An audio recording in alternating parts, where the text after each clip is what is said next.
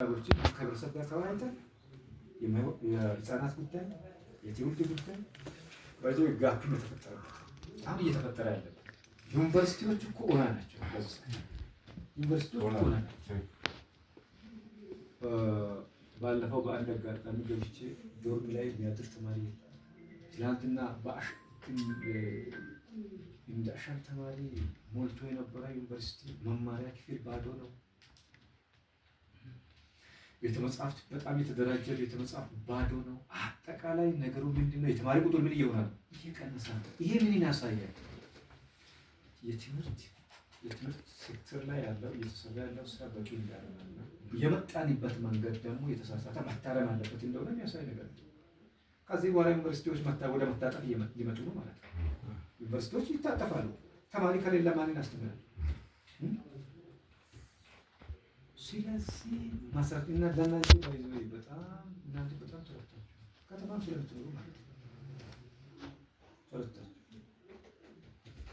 እኛ በዚህ ጉዳይ ላይ በተለይ በጠየቃችሁት መሰረታዊ ነገሮች ላይ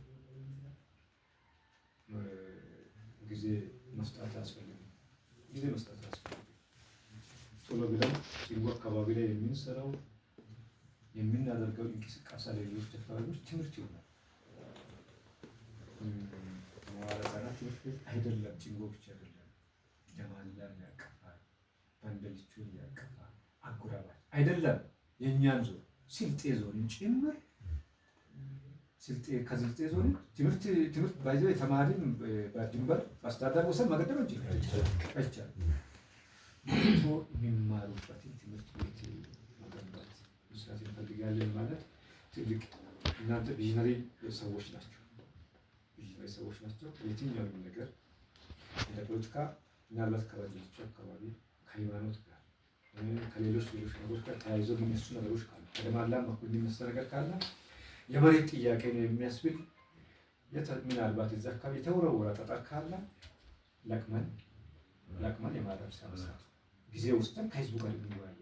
አንዳንዶቹ ህዝብ ልማት ወዳድ እንደዚህ በግልጽ ካወራን በሚገባ የሚግባባ ህዝብ ብዙ ስራ ሰርተናል ማለት ነው። አብረን ብዙ ስራ ሰርተናል። ብዙ ልማቶችን ሰርተናል።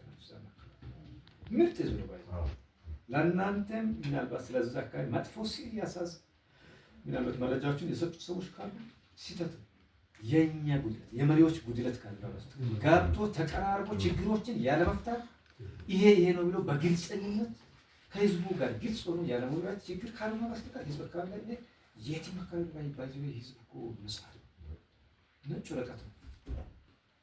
ያልተበረዘ አስተሳሰብ ነው ያለው።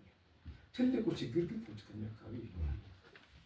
ይሄን ችግር ፈተን ባይዘው ትምህርት ቤት ጥያቄ ከመጣ የት ሊሰራ የት ያማክላል የሚሉ ነገሮች የቦታ ጉዳይ እናንተ እንደ አማራጭ ምን ያቀርባችሁ ይረሱ ቀደም ይረሱ ብላችኋል። እኛ ሄደን ምልከታ ላይ የተሻለ ሌላ ነገር ካለ እናያለን። በደንብ አድርጋችሁ ሌላ ሌላ ኦፕሽን ካለ በደንብ አድርገን እንደሚላይ ያዙ። ችግር የለም። ሁለተኛ ትምህርት ላይ ሲሰሩ ባይዘው አሁን መደበኛ ትምህርት ላይ በአንደኛ ደረጃ መጀመሪያ ደረጃና ላይ በተለይ